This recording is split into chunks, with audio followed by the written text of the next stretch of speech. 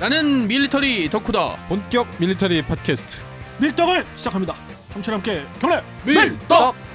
바로 안녕하세요, 박찬준입니다. 안녕하세요, 놀러온 남자 정명섭 정작입니다. 예, 월간 플래툰 홍희범입니다. 월간 플래툰 이준규 기자입니다. 네, 이렇게 밀떡이 시작됐습니다. 지난 시간 전사에 대해서 우리가 한국전 전사에 대해서 그렇습니다. 상세하게 이야기를 해봤죠. 네, 나누어 영화 본 봤고요. 것 같아요, 영화. 예. 그렇습니까? 자, 이번에는 좀 더 실감나는 이야기를 해보겠습니다. 네. 당시 한국전쟁 3년 1개월 2일 동안 전장에서 쓰였던 무기체계 중에서 이번에 좀 좁혀가지고요. 네. 개인 화기들, 네. 그리고 공용 화기들 위주로 가장 와닿는 소총, 기관총 이 중심이네요. 결국. 네. 그렇습니다. 뭐 대전차 포까지 이런 정도를 우리가 망라해서 한번 이야기를 해보겠습니다. 네. 예. 당시 한국군의 총기는 거의 미군 원조로 받았는데 그렇죠. 제가 좀 특이하게 생각했던 건 이제 일본군 소총이 좀 남아 있었어요. 네. 99식이 꽤 있었습니다. 네, 그래서 그 99식 US 99식 US 38이란 건데요. 그 38식 소총하고 99식 소총을 미군 탄환을 쓰게 그 개조한 겁니다. 네. 그렇죠. 이게 우리 국내에 있던 걸 개조한 것도 있고 또 일본 내에서 미군이 작업을 해가지고 우리나라에 보낸 것도 꽤 네. 있고요. 이게 그 위에서 탄을 집어넣는 거죠. 5개, 네. 8개 따라락 이렇게. 네. 그게 근데 38식 같은 경우 그 US 99식 같은 건 그렇게는 안 되고 5발을 그 클립으로 끼는 게 그냥 저기 클립은 총알에 넣지 않고 총알만 훑어서 밀어넣는 거죠. 클립은 빠지고 그렇죠. 그게 이제 볼트 액션 할 때 흔히 쓰는 방식이고 M1 같은 경우는 반자동이라서 또 뭐 클립제로 클립을 이렇게 8개 튀어나오죠. 네. 그래서 그 클립이 이제 튕겨 나오는 그렇죠. 제가 그 게임 방식. 메달 오브 아너에서 많이 해봤습니다. 참고로 뭐 제가 페이스북 친구분 중에 한 분은 90년대까지도 무기고에 그게 꽤 있었다. 99식이 자기 부대. 야, 그건 진짜 대단한 자료. 그 뒤에 어떻게 되는지 모르겠다고 합니다. 네. 근데 그 총이 잘 만들었나 봐요. 아니요. 아니에요? 솔직히 그게 대부분의 99식은 2차 대전 후기에 만든 거라 네. 대전 후반에 일본제 무기들이 그렇게 조악합니다. 게다가 많이 그거를 남아 있으니까 재활용하자. 뭐 이런 게다가 거 또 있죠. 원래 쓰기로 한 7.7mm 탄보다 미군 7.6mm 탄이 더 강해요. 쉽게 얘기해서 마지못해 쓰는 거지 안 쓸 수 있으면 안 쓰는 게 안전한 총이긴 한데 어쩌겠습니까? 총알 나가는 거 뭐라도 있어야지. 그리고 대한민국 국군 이제 특히 지상군 쪽으로 8개 사단이 편제돼 있었는데 네. 그런 병력이 또 대단하잖아요. 그 정도만 해도 또 한 7만 10만 정도 그 국군 당시에 전체 10만으로 봤는데 네, 7, 8만으로 육군이 한, 보더라도 9만 정도 됐다고 하죠. 그걸 M1 개론으로 다 하기가 왜냐면은 어려워지가 어려워져. 않죠. 예. 그때 45년 이후엔 미군도 군축 중이었기 때문에 이제 사실은 그 다음에 한국에다가는 그 얘기 있잖아요. 무기를 주면 얘들이 언제 사고를 칠지 그렇죠. 모른다라는 이제 그런 왜냐하면 이제 이승만 대통령이 뭐 아침은 개성에서 먹고 신성모 이런- 국방 장관이 네. 맨날 그죠. 그 얘기를 했기 때문에 사실은 그게 내부 단결용이었죠. 그런데 이게 미국 입장에서 보면은 프로파간다였는데 이게 이러다가 진짜 괜히 거기다 그 DMZ 그러니까 38선에서도 약간의 그 계속 충돌이 있고 있었기 때문에 이승만은 무슨 장제스 보듯이 했구나. 그렇죠. 예를 들어 네, 그렇죠. 그 유명한 뭐 6탄 삼용사 사건도 그게 뭐 6.25 때 있던 일이 아니고 그 6.25 전에 있었던 일입니다. 6탄 시병사 말씀하시는 아, 거죠? 예. 송악산 6탄 시병사. 전투에서. 시병사입니다. 예. 네, 삼용사는 그건 일본군이 잘못 네. 말한 거죠. 이게 지금 어쨌든 그래가지고 보면 이 99식 같은 경우는 해병대도 초창기에는 그걸로 네. 무장했었고 그 다음에 경찰이라든가 후방 치안 부대들은 전쟁 끝날 때까지 그걸로 무장한 경우가 대부분이었습니다. 이게 사실 M1 같은 경우는 참 특히나 낙동강 전투 같은 경우는 워낙 소모가 심해서 정말 많은 양이 없어졌기 때문에 M1이나 카빈 같은 총을 그런 비전투 부대나 후방 부대들까지 줄 여유가 없던 거죠. 그렇습니다. 그래서 뭐 얘기 나오셨던 M1의 그 카빈과 그 게런드가 네네. 있었고 그것도 뭐 많이 또 우리가 얘기됐으니까 이제 그런 게 있었다는 건데 상대 쪽 그 북한 쪽은 그럼 어땠나요? 일단 북한 같은 경우는 소총 같은 경우는 우리보다 좀 열악합니다. 모신나강. 그래도 그렇죠. 모신나강. 그쪽은 5연발 볼트 액션이라 우리 쪽의 M1 게런드나 카빈보다 떨어집니다. 근데 북한군은 그거를 보충하기 위해서 우리도 이제 바로 그 따발총을 들고 옵니다. 파샤라 불리는 어. 건데 문제는 이게 북한은 1948년에 국산화를 합니다. 49년부터 이제 채택을 한 걸로 나와 있어요. 49식이라고 부릅니다. 북한에선. 어. 그런데 들고 나온 게 참 그렇다고 이게 뭐 북한군이 정말 영화 같은 데 보면은 그것만 쭉 들고 나오는 것 같이 보이는데 아니 둥그런 그 탄알집도 네네. 그렇죠. 드럼탄창, 드럼탄창. 드럼탄창. 일은 한 발이 들어가는데 일은 한 발 다 들어가죠. 채워 넣었다가는 총알이 안 나가죠. 예, 몇 발은 좀 빼고 그렇죠. 장전하는 경우. 그것도 이게 돌릴 때 잘못하면은 고생 좀 많이 하는. 네. 그게 보기에는 굉장히 막 화력이 엄청나게 많아 보이지만 굉장히 불편하기 때문에 한 1940년대 후반이면은 소련이 운용하는 그 따발총 PPSH-41도 드럼 탄창을 거의 안 쓰던 시점이거든요. 왜냐면 고장이 좀 잦다고. 고장도 그러더라고요. 작고 무겁고 불편하고 그렇지. 교환도 불편. 근데 왜 굳이 북한이 소련도 사실상 포기한 거를 굳이 고집을 했냐? 그러니까 흔히 얘기하는 게 김일성이 전술적 식견이 부족한데 강요한 게 아니냐 이거를 이렇게 해라고. 그래서 그렇게 된 게 아니냐. 물론 자기가 이거다. 소련군 대위였을 때 쓰던 많이 보고 쓰던 게 그거니까 이게 총알도 많이 들어가고 좋다. 그 그렇죠. 정확한 제시가 되지는 않았는데 분대당 한정인가 그 정도 아니었어요? 그 분대당 한정입니다. 사실 음, 소련군도 그렇고 기관 단총을 소총 대신에 완전히 지급한 나라 한 나라도 없어요. 그렇죠. 어느 나라나 기본은 분대당 한두 정 정도입니다. 그렇습니다. 왜냐면은 당시 기관 단총에 들어간 탄환이 워낙 작았기 때문에 유명한 게 이제 독일군 MP40이잖아요. 미군에서 돌았던 얘기는 독일군이 MP40을 들고 있으면 근처 옥수수밭으로 숨으라 그랬어요. 총알이 옥수수를 못 들었기 때문에. 사거리가 왜냐면 이제- 짧고 위력이 네. 약한 거 어쩔 수가 없어요. 그러니까 영화 저는 무서워서 숨으라 그런 줄 알았는데 그게 아니네요. 그러니까 영화에서는 그걸 들고 쏘면은 특히 특공대 막 이런 데서 막 쏘면 다 추풍 낙엽으로 그렇죠. 쓰러지는데 그건 이제 영화적인 근데 그것도 조건이 있어요. 아군- 주인공이 들고 있어야 네. 돼요.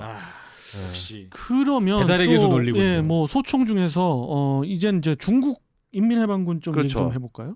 이 중국군이 이게 정말 설명이 힘든 게 중국군이 사용한 소총 및 총기의 종류는 100종류 넘을 것 백화점이지, 같아. 백화점. 정말 백화점이에요. 한국 왜냐하면 내전 때 들어온 물건부터 시작해서 칼 98K 들고 온 사진도 있으니까. 그러니까 정확하게는 칼 98K는 아니고 칼 98K를 네, 중국에서 한양식 면허 생산 같은, 한양식 소총 한양 아니면은 88식. 네. 그거와 매우 흡사한 체코제 VZ-24 혹은 그 VZ-24의 중국제 카피. 마오저도 있었죠. 그러니까 결국은 마우저 계열 소총들 어, 이 대부분이었고요. 거기에 미국제 소총들이 여러 종류 몇 종류가 있어요. 왜냐하면 국부군 원조에 맞아, 있던, 맞아. 네. 어. 미군이 원조했던 걸 노획한 것들, 뭐 게런드도 있고 뭐 제일 많았던 게 그 톰슨. 스프링필드 M1903이라든가 아니면 M1917, M 필드 스프링필드 M 필드 그런 미제 소총들이 또 꽤 있었고요. 컬렉션이에요, 컬렉션. 거기 톰슨으로 총알 나가는 건 다 그렇죠. 들고 온 거죠. 기관 단총 같은 경우는 소련에서 원조받은 PPS-43이나 PPSH-41 거기 미국에서 구입한 어떤 톰슨 아니면 중국에서 카피한 톰슨 짝퉁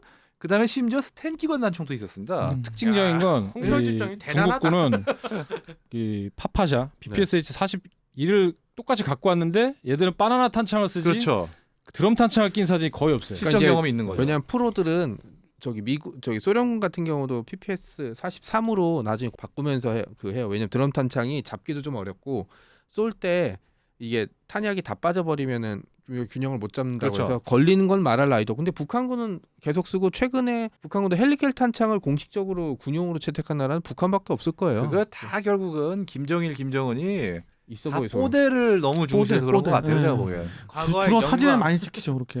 그 집결호였나요? 중국 전쟁 집결호, 영화 네. 보면은 네네. 이제 주인공이 이렇게 얘기를 나누는데 이제 그 공산당이 이렇게 노획한 총기들을 하는데 뭔지 이게 무슨 총이야? 근데 총이 종류마다 다르니까 막 장전을 못 하고 있는데 주인공이 딱 잡아서 자기가 한번 딱 아니 켜고 그 딱 집교로 보여준다는 보면은 거예요. 심지어 1941년에 존슨 소총까지 있어요. 이게 굉장히 드문 총인데. 아, 그쵸. 네. 아니 그게 왜 중국에 있는 거야 싶은 한 말이 여기까지 튀어나오더라고요, 진짜. 그럼 이런 종합 아니 그냥 백화점 같은 선물 세트. 네, 그랬는데 그러면 또 흥미로운 게 그 우리나라를 도왔던 미국을 제외하고 네, 15개 유엔 참전국 그 전투 부대를 보낸 유엔 참전국들은 중에서 지금까지 언급 안 됐던 그런 소총이 뭐 소개할 드릴 게 있나요? 영국군 소총이 영국군 또 같은 엔필드 들고 경우는 왔고요. 말씀하신 대로 리엔필드 소총으로 무장하고 옵니다. 그렇죠. 리엔필드랑 스탠 가지고 왔죠. 그렇죠. 근데 재미있는 건 영국군도 카빈을 상당수 미국에서 얹어가서 썼어요. 그다음에 영연방군 중에도 아마 캐나다군이었나가 아마 영원결혼들을 받았었을 걸로 알고 있고요. 캐나다도 네. 그랬고요. 호주도 보니까 그렇죠. 사진을 보니까 게란드 좀 받아- 있고요. 그러니까 결국은 그 나머지 국가들은 대부분 이제 미군의 장비들을 그것도 이제 그 병력만 와가지고 그렇죠. 바로 그냥 받아가는 그런 나라도 있었고 아마 프랑스군도 미군 무장 그대로 썼을 거예요. 네. 제가 이사단을 기억하기에. 배속되면서 그렇죠. 그 무기부터 군복까지 거의 그냥 그렇습니다. 아, 미군 거를 벨기에군이 많이 있었나요? 벨기에 있었죠. 벨기에군. 벨기에군이 그때 막 나왔던 벨기에제 FN-49 소총을 일부 사용했다는 얘기도 있긴 있습니다. 네덜란드, 벨기에, 룩셈부르크, 이 예. 베네룩스 삼국들 전부 참전을 했고요. 룩셈부르크 같은 그런 소대인가요? 그렇죠. 네, 예. 소대가 참전을 했어요. 우리로 그거- 치면 사단 병력을 보낸 거죠. 그리고 이제 인구라면. 네. 아프리카에서도 왔었잖아요. 네, 이디오피아. 이디오피아. 예. 이디오피아. 강류 부대가 강류 부대. 거긴 아예 예. 황제가 친위대를 보냈죠.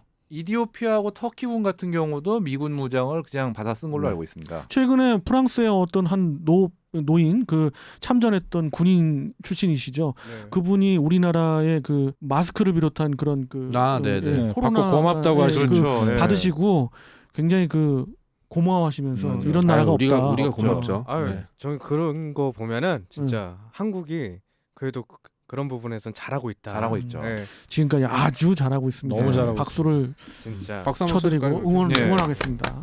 흥미로운 거 뭐 이렇게 짧은 흥미거리로 알려드리면 그 프랑스군에 한국인 그 아. 한국군들이 이렇게 카츄샤처럼. 계속돼서 네. 싸운 얘기가 있거든요. 근데 이분들이 그냥 외인 부대에 들어가서 그 인도차이나 반도에서 그렇죠. 싸운 예까지 있습니다. DMBMF에서 DMBMF에서 전사하고 포로가 된 한국군이 있다고 하더라고요. 그래서 나중에 한국인들. 프랑스로 가신 분도 계시고, 예. 예, 그렇죠. 이게 사실 그때 DMBMF에서 썼던 프랑스군 모자 아, 복각한 겁니다. 또 음. 그렇구나.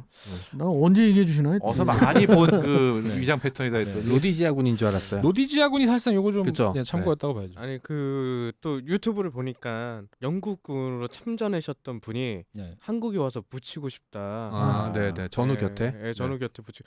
너무 그 보고 눈물이 나는 거예요. 그렇죠. 그 네. 밴드 오브 네. 브라더스 보면은 그 독일군 장군이 이제 연설하는 장면이 있잖아요. 거기 보면은 이제 비록 적군이긴 하지만 이제 그 얘기를 들으면서 이제 그 미군들도 좀 감명받은 그렇죠. 얘기가 있는데, 뭐 밴드 오브 브라더스 제목 자체가 이제 형제라는 뜻이라 전쟁터에서 목숨을 걸고 서로 지켜주고 그다음 희생됐던 사람들이면 그 가족 사실 이상의 유대감이 있을 것 같아요. 그렇습니다. 네. 그리고 전사를 봐도 사실 영국군의 27여단의 용맹함이 그 중공군 특히 그 5차 공세 때 그 영국군의 역할이 정말 네. 정말 가평전투 대단했죠. 정말 네. 유명하죠.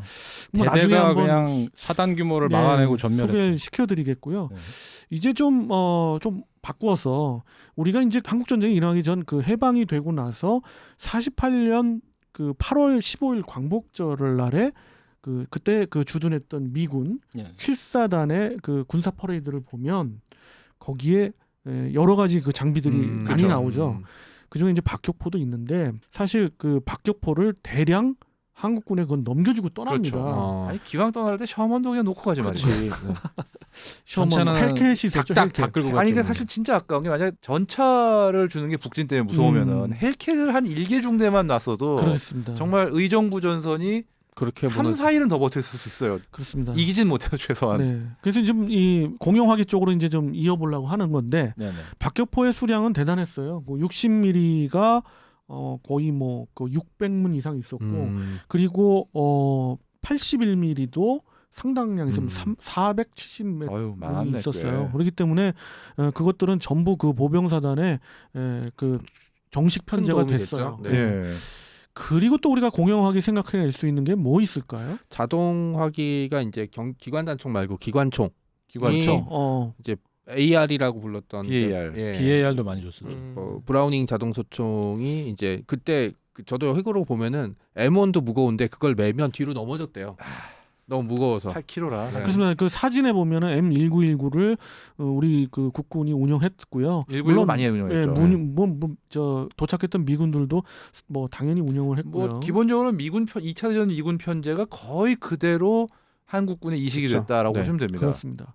A2형까지는 있었던 것 같아요. 뭐 A3까지 있었는지는 모르겠는데. A4 있었고 A6도 제법 보이더라고요. 아, 그러니까 이제 A6가 뭐냐면은 개머리판 달린 개머리판 거. 달린 아. 그 총입니다. 다목적 기관총, 경기관총처럼 옛날 만든 분들이 건데. LMG, 네. LMG라고 해요. LMG가 LMG. 발음하기도 힘들다. 예. LMG라고 불렀죠. LMG. 네. 예. 이거가 보통 M1919 A6입니다, 되게. 네.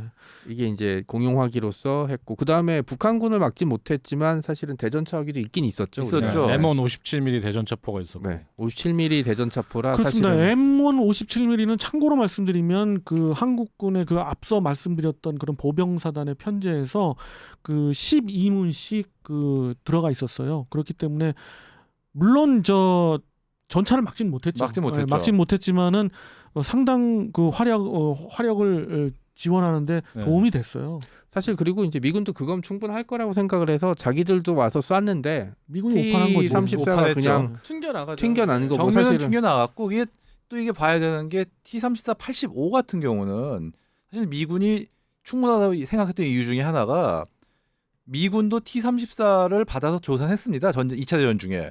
근데 문제는 건 T-34 76이었어요. T-34 85는 그거보다는 조금이라도 방어력이 좀 더 보강이 그렇죠. 됐고요.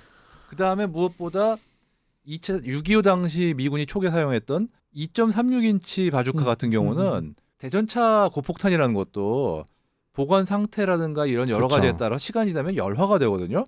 근데 특히나 이 일본에 보관돼 있던 탄약들이 그리고 우리나라에 보관된 탄약들도 좀 오래됐죠. 오래된 데다가 보관 상태가 안 좋아서 습기 그 안에 먹고 하면 이게 그렇죠. 아무래도 제대로 실제 관통력 재원상의 관통력보다 많이 떨어진 상태가 많았습니다. 그 당시 국군도 보유를 소량했지만 그 제일 처음 이제 1차로 들어왔던 24사단도 말씀하신 그 2.35인치 바주카포를 장비하고 있었는데 네, 그걸로 전혀 소용이 T-34 없었죠. 정말 쏘았는데 소용없었죠. 다 튕겨냈다라는 기록이 남아있죠. 이게 튕겨낸 건지 아니면 맞아도 무려 이렇게 좀 증언이 확실하지 않고 애매하지만 뭐 튕겨 나갔든 아니면은 진짜 맞았는데 관통을 터져도 못했던. 관통을 못했든 굉장히 무력했던 건 맞아요. 근데 이제 낙동강 방어선에 그 3.5인치 슈퍼 슈퍼 바주카. 바주카. M2 슈퍼 바주카가 들어가면서 이게 아닌게벼 하면서 이제 네네. 아니, T-33 무너지기 시작하죠. 정말 역사의 가정은 없다지만 뭐 헬기까지 갈 것도 없이 슈퍼 바주카를 우리 군이 개전 초에 M9 바주카만 제대로 2.36하고 같은 있었어도 숫자로 정말. 있었으면 아마 네. 북한군 진짜 꽤나 7월 1일까지 고전을 치렀을 겁니다. 수도 서울 함락 못했을 수도 있어요. 진짜. 왜냐하면 그때 북한군의 전차 운영이란 게 어떻게 보면은 좀 한심한 수준이 굉장히 많았기 한심했죠. 때문에 네. 초창기 운영이라 당연히 그랬죠. 그래서 뭐 좁은 길에 일렬로 들어온다든지 보조 사정이 또 그렇기 네. 때문에 그냥 이렇게 종대로 쭉 들어오는 그렇죠. 방법밖에 없었죠. 그다음에 뭐 보병이랑 같이 들어오든지 아니면 그 소련군처럼 땅크 데산트를 해야 되는데 뭐 그걸 못 한다든지 해서 충분히 가능했었을 것 같긴 한데 뭐 근데 여기에 조금 네. 반론은 아니고요. 그 팩트를 보자면 그들은 교도 연대까지 조직하고 있었고 결국 계속해서 그 훈련은 해왔기 때문에 기본적인 전차를 운영할 수 있는 숙련된 그 전차병은 있었습니다만 말씀하신 그거에 대한 초점은 뭐냐면 한반도에 맞는 어떤 전략적인 전차 운용에는 도달하지 못한 그렇죠. 거죠. 예. 네. 도도 상황도 다- 안 좋았고. 그렇죠. 그냥 보병의 지원 정도 본 거죠. 음. 그런 뭐 북한군 쪽에 어떤 패착도 있습니다. 거기에다가 연료도 부족했다는 소리도 있어요. 초기에는 안 그랬어요. 예, 어쨌든 연료라는 거는 진짜 아무리 감추고 오려고 해도 사람이 들고 갈 수 없는 거니까요. 트럭 타고 기차 타고 와야 되니까 결국은 제공권 뺏기면은 제일 먼저 차단되는 것 중에 하나 연료 보급입니다. 그렇죠. 그렇습니다. 그래서 뭐 자료 사진들 보면은 그 미군이 폭격을 해가지고 그 보급 열차가 뭐 그냥 폭발되고 폭발하고 있는 잘 사진. 타죠 아주 이런 그냥. 장면들 많이 보셨을 거예요. 그러면은 또 개인 화기 중에 하나가 이제 또 권총이잖아요. 아 권총 다시 내려가 네. 봅니다. 네, 권총. 왔다 갔다 해야죠. 권총은 또 어떤 건가요? 권총은 아무래도 콜트.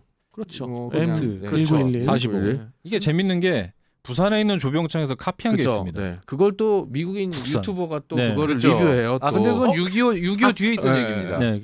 그 한국전 이후 얘기긴 한데 그렇죠. 어쨌든 그게 또 재밌는. 근데 이게 한국에서도 이걸 네, 만들었었다 그렇죠. 하는 게. 재밌는 게 6.25 당시에는 피야 양방 모두 권총이 되게 복잡해요.